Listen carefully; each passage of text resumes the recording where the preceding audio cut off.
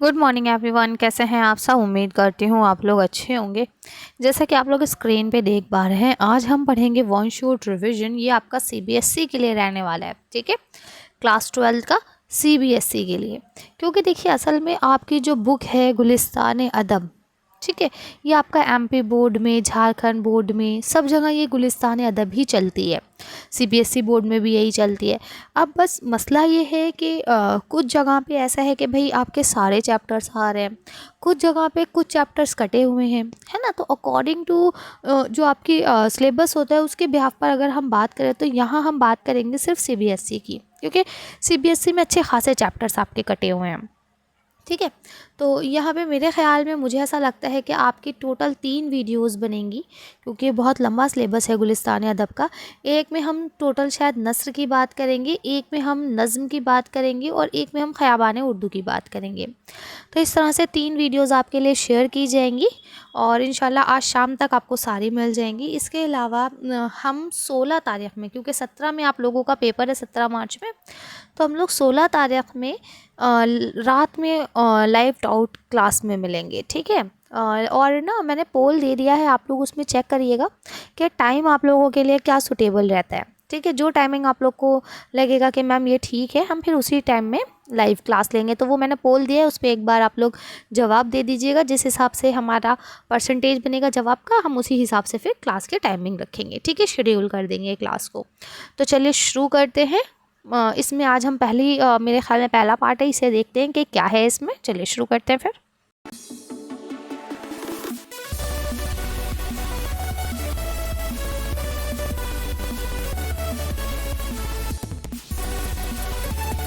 अब आपका chapter number 3 शुरू होता है। ये आपका क्या है, तनकीदी मजमून है, जिसमें आपको खूजी का मुताला करना है, ठीक है। अब अगर हम बात कर लें एमपी बोर्ड की, तो एमपी बोर्ड में तो भाई सारे ही चैप्टर आ रहे हैं, तो मैं सारे डिस्कस करूंगी। लेकिन सीबीएसई में जो इसके बाद वाला खुर्शीद इस्लाम का चैप्टर है, उमराव जान अदा, वो नहीं आ रहा है, ठीक है। तो पहले हम बता दे हैं तनकीद निगारी किसे कहते हैं, तनकीदी मजमून किसे कहा जाता है। तो देखिए, असल में क्या होता है कि पहले किसी इंसान ने कुछ लिखा, ठीक, उसे लिखने के बाद उसमें उसने क्या सही किया, क्या गलत किया, हर किसी का अपना अपना नज़रिया होगा उसे देखने के लिए। तो वो जो नज़रिया आपका है ना, उसे ही तनकीद कहा जाता है। अब जैसे कल, हाँ, मैं आप लोग से एक बात और ही कहना चाहती हूँ। कल जो मैंने सैम्पल पेपर करवाया था, काफ़ी बच्चे कमेंट भी कर रहे थे, थैंक यू बच्चों, ठीक है। तो उसमें ना एक क्वेश्चन जल्दी जल्दी में थोड़ा सा गड़बड़ हो गई है, उसमें मैंने सी ऑप्शन बता दिया है, हालांकि उसका ऑप्शन डी सही है। मैंने शायद बराबरी पे जो है टिक कर दिया था, और उसका आंसर जो था वो एहतियात वाला था कि हमें एक साथ मिलजुल कर रहना चाहिए, ठीक है। तो तनकीदी मजमून किसे कहा जाता है? तनकीदी मजमून का मतलब होता है कि जब हम कोई चीज़ लिखी गई है, उसे हमने पढ़ा, तो हमारे ऊपर उसका क्या असर हुआ, ये उसका तनकीदी मजमून है, ठीक है। अब अगर आप बात करते हैं खूजी एक मुताला, तो असल में खूजी भी क्या है, खूजी एक किरदार है, ठीक है। किसका? फसाना आज़ाद का, ठीक है। किसने लिखी है? सरशार ने लिखी है। अब उसके ऊपर एहतिशाम हुसैन ने तज़िया किया है, या हम कह सकते हैं तनकीद की है, कि खूजी कितना अच्छा किरदार है ना। तो इसको क्या कहा जाता है? तनकीद कहा जाता है। एहतिशाम हुसैन कब और कहाँ पैदा हुए, ठीक है, और कहाँ इनकी वफ़ात हुई, कहाँ इन्होंने तालीम हासिल की। तो ये सारी चीज़ें देखिए, जब भी किसी भी बड़े शोरा या अदबा के बारे में आता है, मैं यहाँ पे आपको इंपॉर्टेंट पॉइंट बता रही हूँ, सब बच्चे लिख लेंगे। तो देखिए, जब भी आपसे कहा जाए किसी भी शोरा या अदबा के बारे में लिखिए, तो आप ना पहले अपने याद करने के लिए ये 3-4 कॉलम बना लीजिए। सबसे पहले यहाँ उसका नाम लिखिए, और यहाँ उसका असल नाम लिखिए, अगर उनका कोई असल नाम है तो, ठीक है। फिर यहाँ पे डेट ऑफ बर्थ और प्लेस, दोनों चीज़ें लिखिए कि कब और कहाँ पैदा हुए। फिर यहाँ डेट ऑफ डेथ, कब मरे और कहाँ मरे, यानी प्लेस, दोनों चीज़ें, ठीक है। अब यहाँ पे इसके बाद जो है आपका, यहाँ आप लिख सकते हैं उनकी बुक्स, जो भी किताबें उन्होंने लिखी हैं, ठीक। इस तरह से जब आप लिखेंगे, ये आपका है याद करने का तरीका। यहाँ आप सबको लिख सकते हैं, गालिब का भी आप यहाँ लिख सकते हैं, एहतिशाम साहब का भी यहाँ लिख सकते हैं, ठीक है। यहाँ आप सबका लिख सकते हैं, ऐसे सबके बारे में यहाँ लिखते चलिए। ये हो गया आपका याद करने का तरीका। अब आप जब इसे लिखने बैठेंगे, तो लिखना किस तरह से आपको एग्ज़ाम में, कि भाई अब आप इन्हीं का यहाँ से उठाइए, मान लिया गालिब नाम है, आप लिख दीजिए मिर्ज़ा असदुल्ला ख़ान गालिब। असल नाम क्या है? मिर्ज़ा असदुल्ला ख़ान गालिब है। पैदा कब हुए? ठीक है। तो इस तरह से आप लिखने में जब बैठेंगे तो आप लिख सकते हैं आसानी से कि भाई कब कहाँ पैदा हुए, कब वफ़ात हुई, क्या क्या किया, पढ़ने के बहुत शौकीन थे, है ना, आला तालीम हासिल की, उर्दू हिंदी इंग्लिश सारी लैंग्वेज आती थी। तो आप लोग कर लीजिएगा, थोड़ा सा डिस्टर्बेंस हो रहा है बेटा, ठीक है, इसलिए बीच बीच में मुझे वीडियो पॉज करना पड़ रही है। चलिए खैर, तो आप लोग इस तरह से कर सकते हैं कि भाई ये यहाँ यहाँ पैदा हुए ऐसे। देखिए, और अगर पढ़ने लिखने का शौक़ नहीं होता तो हमारी तरह होते हैं उल्लू एकदम, है ना।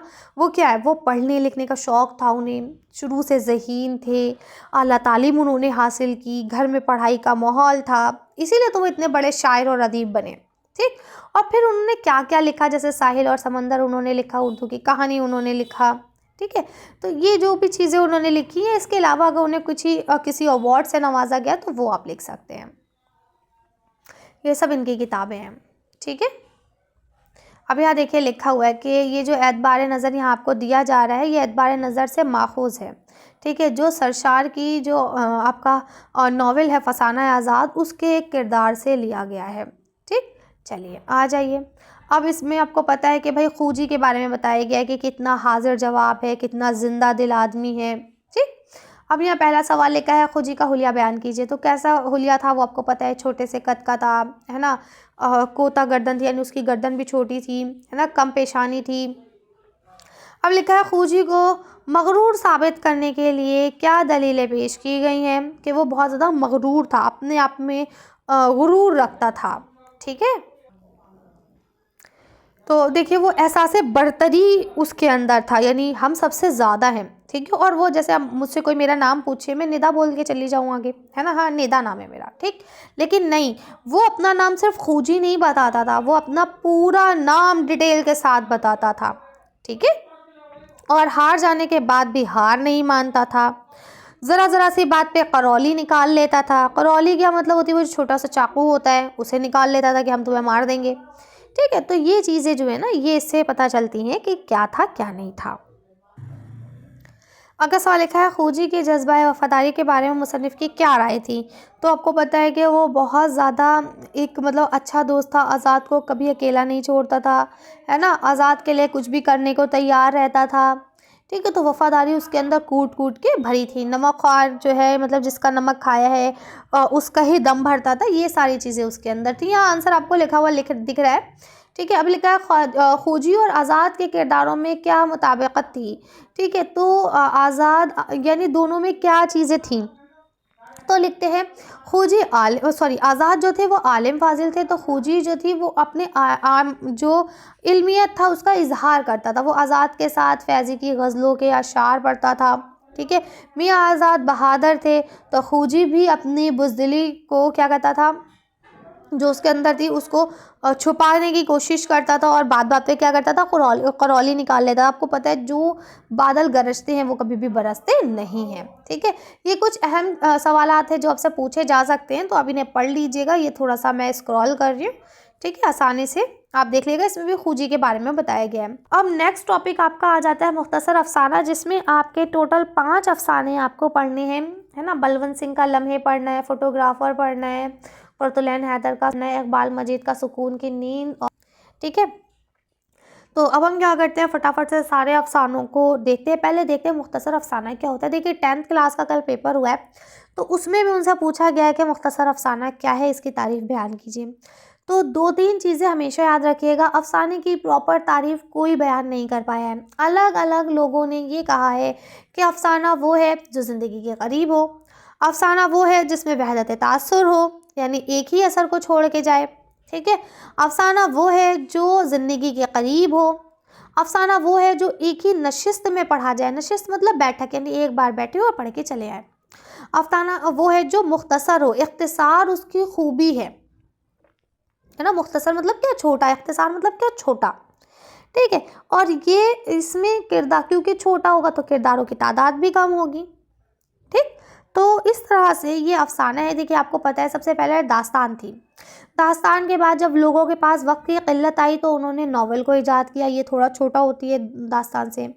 इसके बाद जब और वक्त की किल्लत होने लगी, लोग और बिजी हो गए, तो उन्होंने अफसाने को ईजाद किया। ठीक। अफसाने में देखिए प्लाट, किरदार, ज़बान और बयान, ये सारी चीज़ें होती हैं।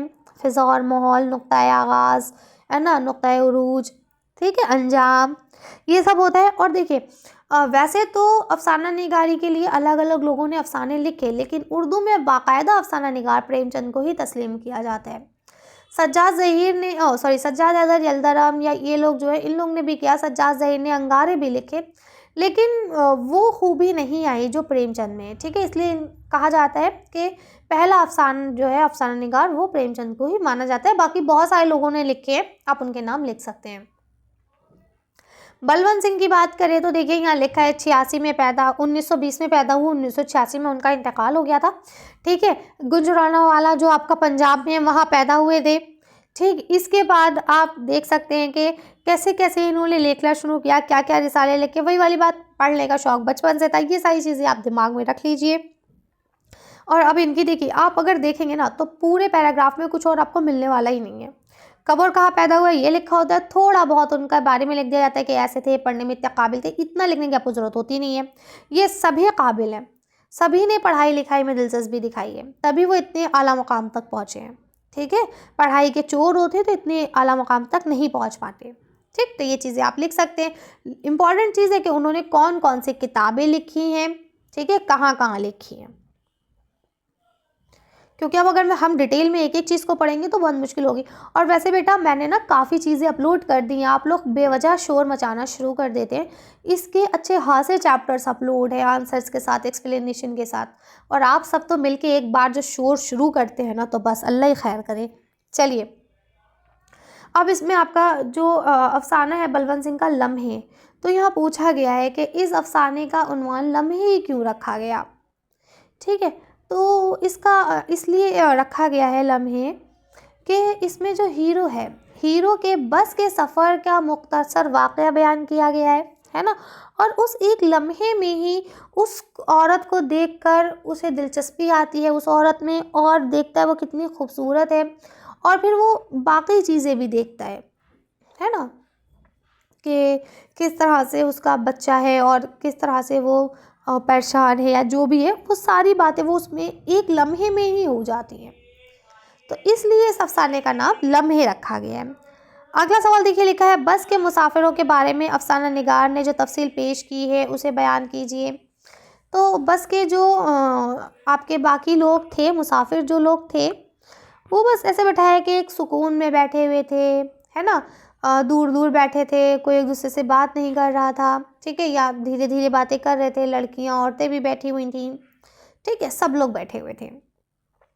इस अफ़साने का मरकज़ी ख़्याल क्या है? तो इस अफ़साने का मरकज़ी ख़्याल ये है कि इंसान को बिला किसी तफ़रीक़, मज़हब और मिल्लत के एक दूसरे के दुख और दर्द में क्या होना चाहिए, शरीक होना चाहिए, और इंसानियत का तकाज़ा यही है।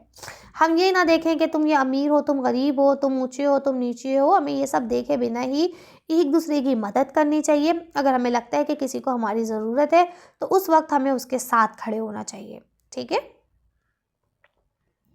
अगला कुरतुल ऐन हैदर साहिबा हैं, तो इनके बारे में भी सेम वही चीज़ आप याद रखेंगे, कब और कहाँ पैदा हुई हैं। पढ़ने लिखने का बचपन से शौक़ था, पाकिस्तान चली गई थी लेकिन फिर वापस आ गई और नोएडा में इनका इंतकाल हुआ था, ठीक है। इसके बाद इन्होंने बहुत सारी किताबें लिखी हैं, यहाँ पे देखिए लिखी हुई हैं कि भाई इनका पहला अफ़सानवी मजमू है सितारों से आगे, पहला नावल है मेरे भी सनम खाने, आग का दरिया, है ना, कारे जहाँ दराज है, आखिरी शब के हम सफ़र, ये सारी चीज़ें आपको याद रख लेनी है, इनके नावल्स हैं। और इनको फिर अवार्ड भी दिया गया था। अब आप आ जाइए, तो अगर आप फ़ोटोग्राफ़र की बात करते हैं तो फ़ोटोग्राफ़र में क्या है कि दो लोग हैं, दो एक है ना नाचने गाने वाले, वो लोग जाते हैं तो वो फ़ोटो खिंचाते हैं, और फिर जब बाद में वो जाते हैं तकरीबन 20-22 साल बाद दोबारा, तो वो फ़ोटो उन्हें उसी होटल के गेस्ट हाउस के रूम में रखा हुआ मिलता है। तो इस तरह से पूरी इसकी कहानी थी, अगर आपको याद हो तो। अब यहाँ लिखते हैं गुमनाम पहाड़ी के गेस्ट हाउस में सयाह क्यों आते थे? तो वो इसलिए आते थे ताकि वो घूम फिर सके, सुकून ले सके, मोहब्बत की तलाश कर सके, ठीक है। यहाँ लिखते हैं अफसाने में फोटोग्राफर के किरदार पर रोशनी डालिए, तो वो कैसा शख्स था? तो वो गेस्ट हाउस के बाहर बैठा रहता था, आने वाले जो जोड़े हुआ करते थे, चाहे वो नए शादीशुदा जोड़े हों या जो भी हैं, और दोस्त यार, तो उन सब का क्या करता था, वो फ़ोटो क्लिक करता था और हाथ के हाथ उन्हें दे दिया करता था। उससे उसका भी खर्चा चल जाता था और वहाँ के लोगों को ये मतलब एक निशानी भी मिल जाया करती थी, ठीक है। अफ़साने में ज़िंदगी की किस हकीकत को बयान किया गया है? तो इसमें ये बताया गया है कि ज़िंदगी हमेशा रहने वाली नहीं है, ज़िंदगी में उरूज भी होता है तो ज़वाल भी होता है, ठीक है? यानी इंसान तरक्की भी करता है और कई बार इंसान पस्ती का शिकार भी हो जाता है, ठीक है? अब यहाँ आपका है क़ुर्रतुल ऐन हैदर की अफ़साना निगारी की ख़ुसूसियात बयान कीजिए। तो क़ुर्रतुल ऐन हैदर एक बहुत अच्छी अफ़साना निगार है। इनफैक्ट मैं ये कहूँगी कि जो मेरे फ़ेवरेट अफ़साना निगार हैं जितने भी, उसमें एक क़ुर्रतुल ऐन हैदर भी आती हैं, है ना? प्रेमचंद, क़ुर्रतुल ऐन हैदर, मुझे इनको पढ़ना बहुत अच्छा लगता है, बहुत अच्छे अफ़साना निगार हैं। आप लोग को मौका मिले आप भी इन्हें पढ़िएगा, ठीक है? इनके अफ़साने इतने अच्छे होते हैं, ऐसा लगता है कि मतलब बिल्कुल हकीकत के करीब हैं, ठीक है? ऐसा लगता है कि वो चीज़ें हमने अपनी ज़िंदगी में देखी हैं। अब हम आ जाते हैं इकबाल मजीद साहब पर, जिसमें आपको पढ़ना है सुकून की नींद, ठीक है? तो ये इसमें भी आपको यही याद रखना है कि इकबाल मजीद कब और कहाँ पैदा हुए, किस सन में पैदा हुए हैं, ठीक है? क्या-क्या उन्होंने लिखा है, ठीक है? ये सारी बातें आपको याद रखनी है। अब हम इसके भी सवाल जवाब पे आते हैं, लेकिन पहले मैं थोड़ा-सा आपको बताऊँ इसकी स्टोरी में भी क्या था कि वहाँ के लोग जो हैं वो पैसा कमाना चाहते हैं बहुत ज़्यादा। तो उन्होंने कहा था कि पैसा आपको तब मिलेगा कि जब आप लोग सोएँगे तो आपके तकिए के नीचे 2-2 लाख रुपए आपको मिल जाएँगे, है ना? और बाद में सभी अमीर हो जाते हैं। तो फिर लोगों को परेशानी होने लगती है कि अब काम कौन करेगा? तो फिर वो उनकी नींद भगाते हैं इंजेक्शन लगा के। फिर पता ये चलता है कि जिसको इंजेक्शन लगा है अगर वो उसे काट ले तो वो बिना पानी के मर जाएगा, है ना? तो ये सारी बातें थी। चलिए अब क्वेश्चन से पढ़ते हैं इसके। अब इसमें पहला सवाल देखिए आपको लिखा हुआ है, शहज़ादे ने मुल्क हवा में क्या देखा था? तो ये देखा था कि शहज़ादा जब मुल्क हवा में गया था तो उसने देखा था कि वहाँ पे 2 तरह के इंसान थे। एक जो थे वो बहुत आराम से जी रहे थे और एक वो थे जो जीते जी मर रहे थे, है ना? जो अमीर थे वो सुकून से जी रहे थे और जो गरीब थे वो जीते जी मर रहे थे क्योंकि उन्हें बहुत सारा काम करना पड़ रहा था। अगला सवाल लिखिए, लिखा है शहज़ादे ने हवा की देवी से क्या सिफारिश की थी? तो ये कहा था कि इनकी परेशानियों को दूर कर दिया जाए और उन्हें मालामाल कर दिया जाए ताकि वो आराम और सुकून से रह सके। अगला सवाल लिखिए, लिखा है 2-2 लाख रुपए मिलने के बाद लोगों के तर्ज़ ज़िंदगी में क्या फ़र्क आया था? तो जब 2-2 लाख रुपए रोज़ मिलेंगे इंसान को कि भाई जब वो सोएगा उसे 2 लाख रुपए मिल गए, सोएगा वो 2 लाख रुपए मिल जाएँगे तकिए के नीचे। तो उसकी ज़िंदगी में तो भैया अब बहुत बढ़िया सा चेंज आने वाला है। वो काम नहीं करेगा, मस्त आराम से रहेगा, है ना? अब जब आराम से रहेगा, कोई काम नहीं करेगा तो फिर खेती-बाड़ी काम करेगा कौन? है ना? तो इस तरह से बहुत सारे चेंजेस आए थे, सारी चीज़ें बाहर से ही मँगानी पड़ रही थी, है ना? तो अब देखिए अगला सवाल लिखा है, साइंसदानों ने क्या दवा इजाद की थी और क्यों? तो उन्होंने दवा ये इजाद की थी कि भई लोगों को नींद ना आए, ठीक है? जब उन्हें नींद नहीं आएगी तो वो सोएँगे नहीं और जब वो सोएँगे नहीं तो सुबह उनके तकियों के नीचे से 2 लाख रुपए नहीं मिलेंगे और जब 2 लाख रुपए नहीं मिलेंगे तो वो खुद से काम करने लगेंगे। लोगों पर नींद के इंजेक्शन का क्या असर हुआ था? तो उनका असर ये हुआ था कि अगर वो किसी इंसान को काट ले ना, तो वो इंसान बिना तड़पे ही मर जाएगा। दौलतमंदों ने आखिर में खुदा से क्या दुआ माँगी? तो अब क्या हुआ था बेटा, जिनको इंजेक्शन लग रहा था वो इसलिए नहीं सो पा रहे थे और जिनको इंजेक्शन नहीं लग रहा था वो इसलिए नहीं सो रहे थे कि कहीं ऐसा ना हो मैं सो जाऊँ और सामने से वो आके मुझे काट लें, ठीक है? तो अगला सवाल लिखा था, दौलतमंदों ने आखिर में खुदा से क्या दुआ मांगी थी? तो दुआ ये मांगी थी कि अल्लाह तू हमसे सब कुछ ले ले, बस हमें 2 पल की सुकून की नींद दे दे ताकि हम लोग सुकून से सो पाएँ।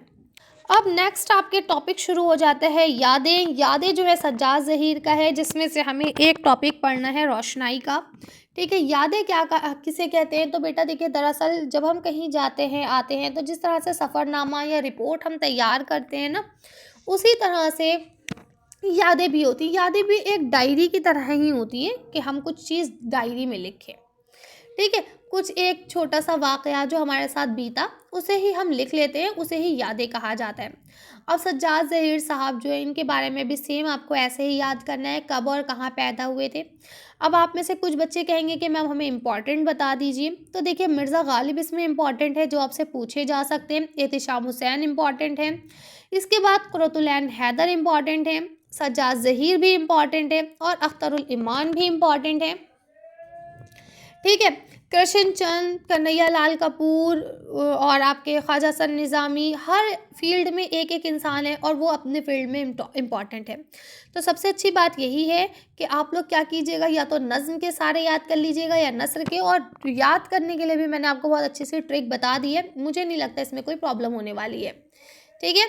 सज्जाद ज़हीर ने क्या क्या किया, ये सारी बातें आप लिख लीजिएगा। अब ये जो आपकी रोशनाई है, ये भी क्या है, ये भी कुल हिंद कॉन्फ्रेंस का ही एक मीटिंग जब हुई थी तरक्की पसंद तहरीक की, ठीक है, उसी के ही वाक़यात को यहाँ बयान किया गया है। पंजाबी किसान कॉन्फ्रेंस और तरक्की पसंद मुसन्निफ़ीन की जो कॉन्फ्रेंस है उसके बारे में ही है ये, ठीक है।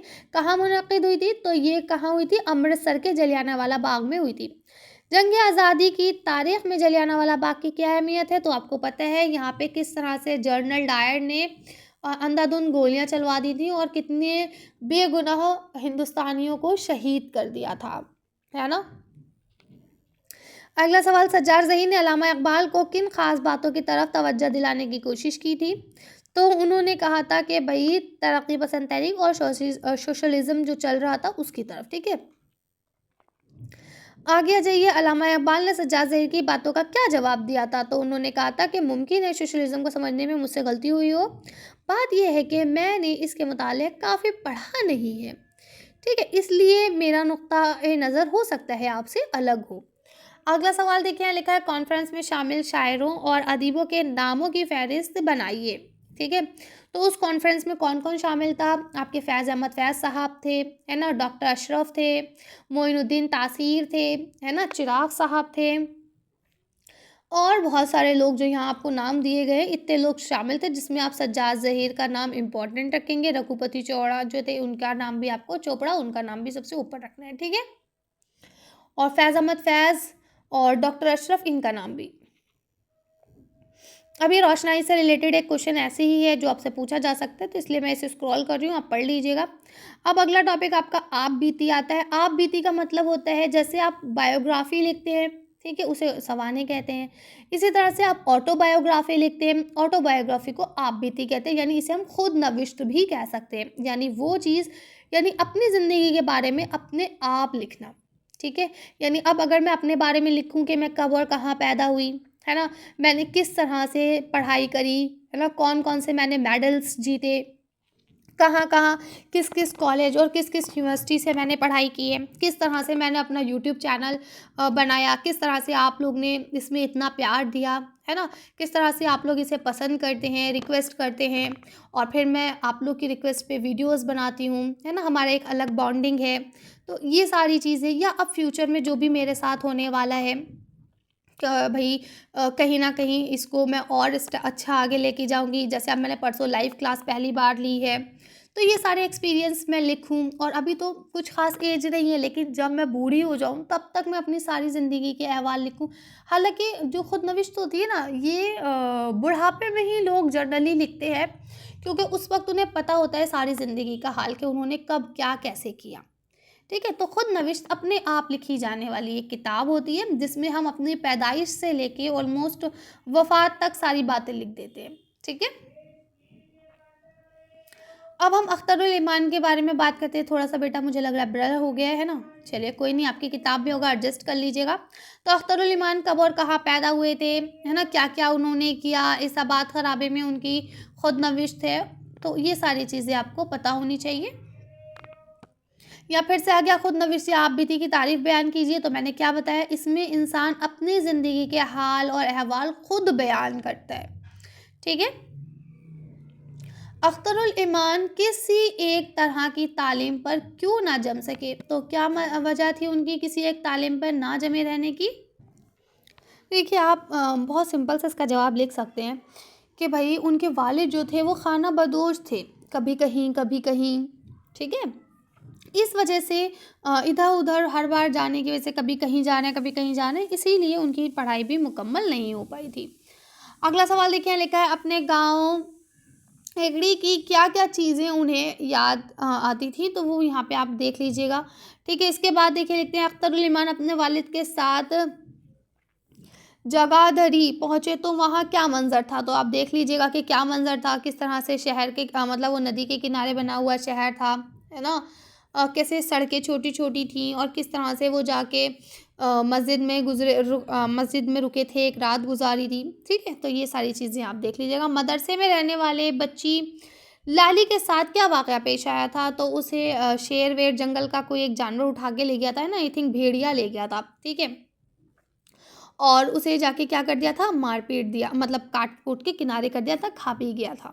ठीक है, हाँ लकड़बग्घा ले गया था, देखिए यहाँ लिखा हुआ है लकड़बग्घा ले गया था। ठीक है, अब हम बात करते हैं रिपोर्टाज की। तो रिपोर्टाज भी क्या होता है बेटा, रिपोर्ट की तरह ही होता है रिपोर्टाज। ठीक है, ये कृष्ण चंद ने लिखा है पौधे, ये भी आपका तरक्की पसंद तहरीक से ही रिलेटेड है। तो रिपोर्टाज क्या है थोड़ा सा आप पढ़ लीजिएगा, बस रिपोर्ट ही समझिए इसे। कृष्ण चंद कब और कहाँ पैदा हुए, क्या क्या उन्होंने किया, सेम वैसे ही आपको इनको भी पढ़ना है। कब वफ़ात हुई, मुंबई में वफ़ात हुई है ना, कौन कौन से इनाम नवाजे गए, ये सारी चीज़ें आप कर लीजिएगा। इसके बाद अब हम यहाँ लिखते हैं डॉक्टर अब्दुल अलीम के किरदार की क्या ख़ुसूसियात बयान की गई हैं, बताइए। ठीक है, तो यहाँ पे आप अब्दुल अलीम साहब के बारे में पूरा लिख लेंगे कि किस तरह से वो मतलब होशियार थे, बहुत हशाश बशाश थे, है ना, और बहुत समझदार थे। ठीक, तो ये सारी चीज़ें आप लिख लीजिएगा। मुल्क राज आनंद की पेश करदा तजवीज़ क्यों मंजूर ना हो सकी। ठीक है, तो मुल्क राज आनंद ने तजवीज़ पेश की थी कि हिंदुस्तान में भी फ्रांसीसी इंसाइक्लोपीडियाज़ की तरह एक तहरीक जो है जारी की जाए, तो बहुत से लोग उसे इनकलाबी तजवीज़ की हिमायत करेंगे। ठीक है, लेकिन डॉक्टर अब्दुल अलीम की जो तजवीज़ थी वो पुरज़ोर नहीं थी, इसलिए उसके मुखालफत हो गई और वो तजवीज़ पूरी ना हो सकी। अगला सवाल देखिए, यहाँ लिखा है अदीबों के एहतिसाब का महकमा डॉक्टर अलीम साहब के पास ही होने की वजह क्या बताई गई है। तो क्या बताई गई है कि वो मतलब शुरू से उस चीज़ से जुड़े हुए थे, बहुत है ना ज़हीन आदमी थे, तो इसलिए उनको ही बताया है। ठीक, मौलाना हसरत मोहानी के बारे में किस राय का इजहार किया गया है, तो ये आप लोग पढ़ लीजिएगा, बहुत ख़ास क्वेश्चंस नहीं हैं।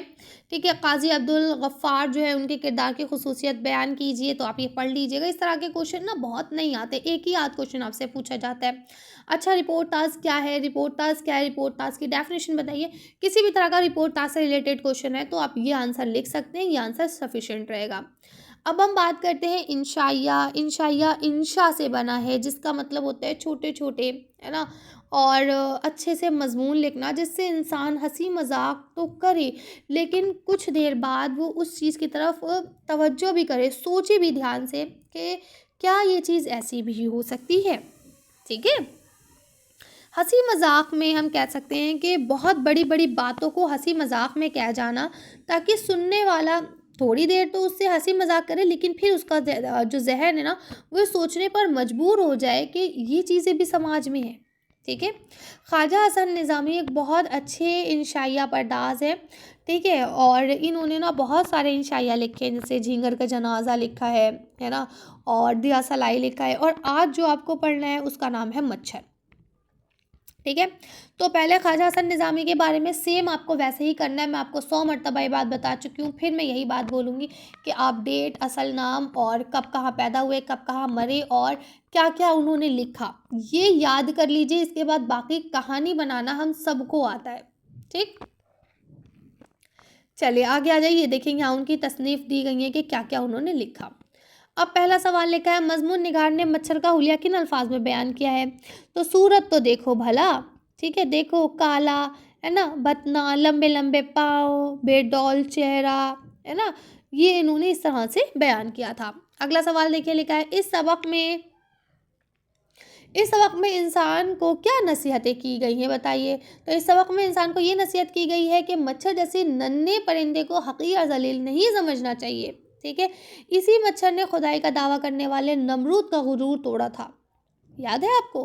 ठीक, तो ये बात इन्होंने बताई है। आगे आ जाइए, मुसन्निफ़ ने मच्छरों के किस अमल को शोखियाना रमेक करार दिया है। तो किसको दिया है, तो डॉक्टर साहब की मेज़ पर रखे हुए प्यूनोर पर क्या है आपका अखबार पर मच्छर बैठा और उस पर खून की नन्ही नन्ही बूंदें गिराने की जो गिराने, ठीक है, जो इंसान के जिस्म से वो चूस कर लाया था, उसने उस अखबार पर वो चीज़ें डाल दी, वो खून की बूंदें डाल दी। ठीक है, इसी को उन्होंने शोहियाना करार दिया है। अगला सवाल, मच्छर जानता है कि दुश्मन के दोस्त भी दुश्मन होते हैं, इस जुमले के ज़रिए मुसन्निफ़ ने क्या कहा है। तो इसमें यही कहना चाहते हैं कि जब दो दुश्मन होते हैं तो उनके जो दोस्त होते हैं ना वो आपके भी क्या हो जाते हैं, दुश्मन हो जाते हैं। ठीक है, कहते हैं ना, दोस्त का दोस्त अपना दोस्त और दोस्त का दुश्मन अपना दुश्मन। ठीक है, ये मुहावरे वगैरह आपसे पूछे जाते हैं बुक में, तो ये यहीं से आप लोग कर लीजिएगा।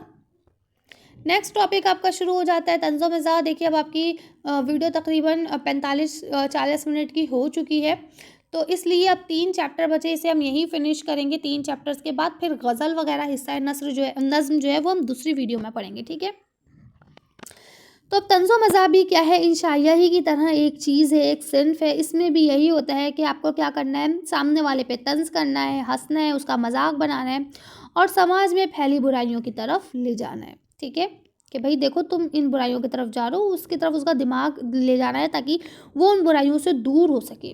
ठीक है, कन्हैया लाल कपूर जो थे वो बहुत अच्छे कह सकते हैं हम तंज़ो-मज़ाह निगार थे। गालिब जदीद शोरा की एक मजलिस में ये इन्होंने ही लिखा है। ठीक है, और इन्होंने बहुत सारी नोके नश्तर बालों पर, ये इनकी किताबें हैं। ठीक है, कब और कहाँ इंतकाल हुआ, ये सब चीज़ें आप देख लीजिएगा। अब यहाँ लिखा है, गालिब ने पहला शेर कौन सा सुनाया और क्या कहकर उसका मजाक उड़ाया गया। गालिब ने पहला शेर सुनाया था, खत लिखेंगे गरचे मतलब कुछ ना हो, हम तो आशिक हैं तुम्हारे नाम के। यानी कहने का मतलब ये है कि अगर हमें कोई मतलब भी नहीं है ना, तब भी हम खत तुम्हें लिखेंगे। क्यों लिखेंगे? क्योंकि जितनी बार हम खत लिखेंगे उतनी बार हमें तुम्हारा नाम लिखना पड़ेगा।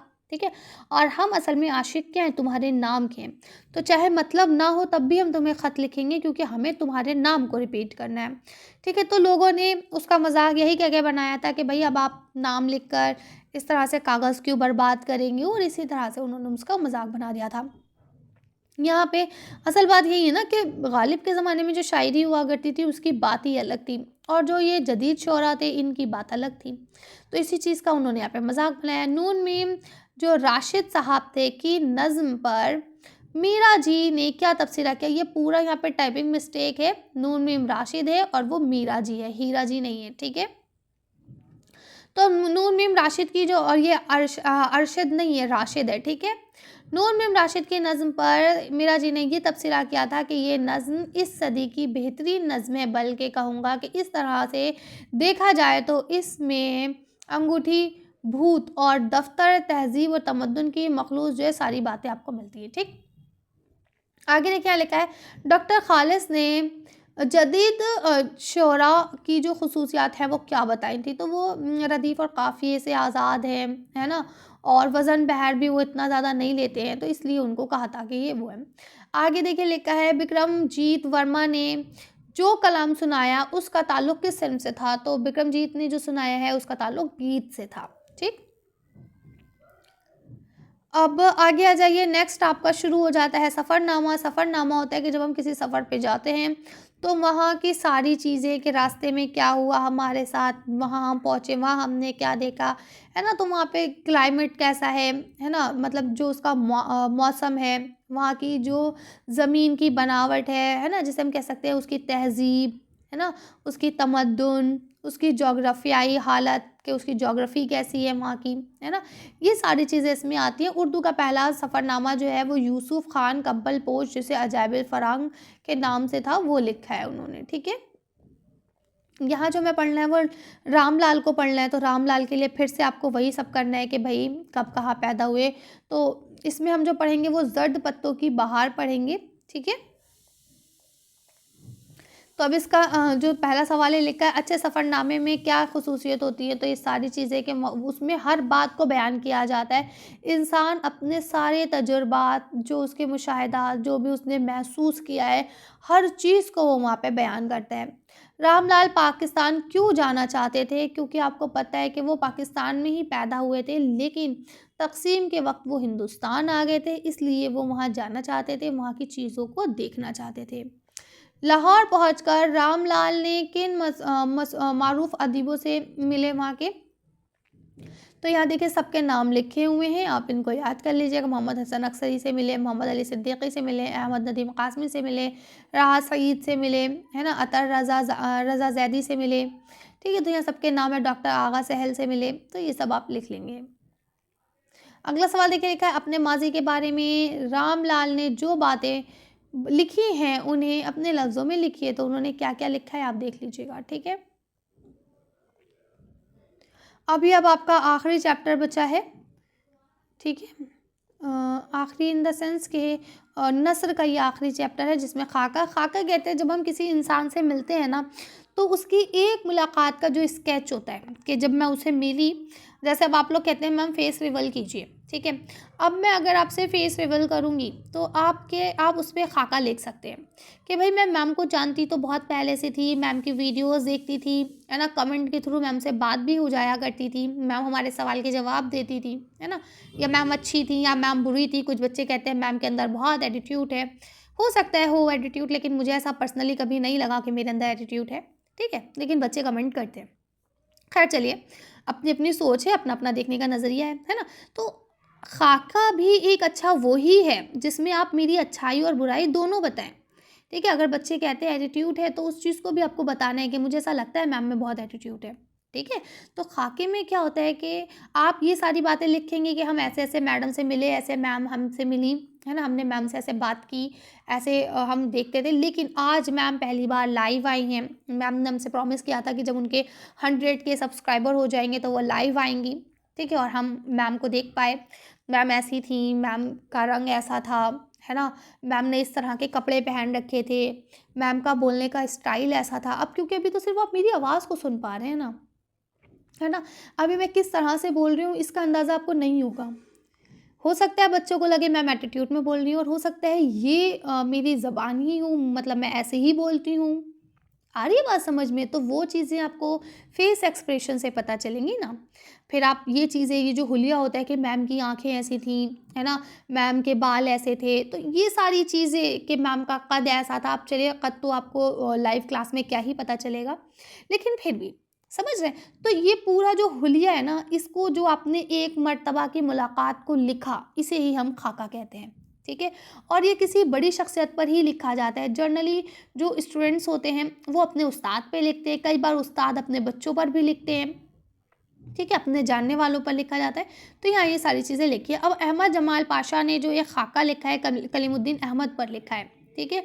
तो अब अहमद जमाल पाशा के बारे में तो आपको ऐसे ही याद करना है, कब और कहाँ पैदा हुए, क्या क्या किया इन्होंने, क्या क्या लिखा, कब वफ़ात हुई, कौन कौन से अवार्ड से नवाजे गए, ठीक है। पहला सवाल देखिए, यहाँ लिखा है अहमद जमाल पाशा ने कलीमुद्दीन अहमद की तनकीदी अहमियत के बारे में क्या कहा है ना।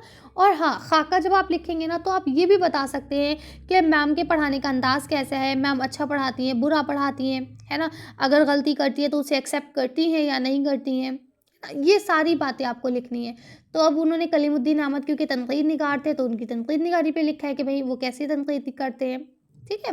पैरोडी के फ़न पर कलीमुद्दीन अहमद के ख़यालात क्या हैं और बताइए। देखिए, पैरोडी जो है वो एक सिन्फ़ है जिसमें क्या होता है कि हम बड़े बड़े शायर या अफ़साना निगार उनका कोई एक मिसरा या एक कोई लाइन या एक कोई किरदार ले लेते हैं और उस पर फिर अपने तरफ से पूरी कहानी लिख देते हैं, ठीक है, उसे ही पैरोडी कहा जाता है, ठीक है। अब देखिए, यहाँ लिखते हैं मीज़ान नक़द के दोनों प्लेडरे बराबर करते हैं, ठीक है। तो अब ये आपको बताना है कि क्या बात सही है और क्या गलत है, ठीक है, उसके पलड़े बराबर है या नहीं है।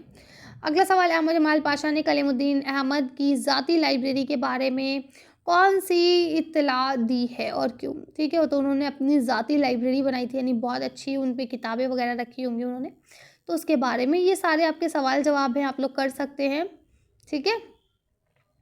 कन्हैया लाल कपूर, ये सब आपके पैरोडी लिखने वाले हैं जिन्होंने लिखी। कन्हैया लाल कपूर का तो आपने बेतकल्लुफ़ी भी पढ़ा होगा, ठीक है। तो अब ये जो आपने अभी पढ़ा ना गालिब जदीद शोरा की एक मजलिस में, ये भी कहीं ना कहीं पैरोडी हो सकता है क्योंकि उन्होंने उस शेर पे ही पूरा लिख डाला है, ठीक है। तो इस तरह से ये वीडियो होती है हमारी फिनिश। अब हम नेक्स्ट आपको शाम तक इंशाल्लाह दूसरी वीडियो देते हैं, ठीक है, जिसमें हम लोग नज़्म के बारे में जानेंगे, ठीक है। चलिए, तो यहीं फिनिश करते हैं। Thank you for watching. इसे आप लोग शेयर कर लीजिएगा बढ़िया से, और रात में 9 बजे लाइव आना ना भूलें। जो भी इसमें अब वीडियोस में देखिए, अभी आपने पूरा डिटेल में पढ़ लिया है, ठीक है। और इसमें अब कोई भी डाउट हो, कोई भी चीज़ ऐसी हो कि मैम हमारे ये समझ नहीं आया, तो आप लोग मुझे कमेंट कीजिएगा। मैं इंशाल्लाह लाइव क्लास में आपके साथ डिस्कशन करूँगी, ठीक है। मिलते हैं नेक्स्ट वीडियो में। Thank you for watching.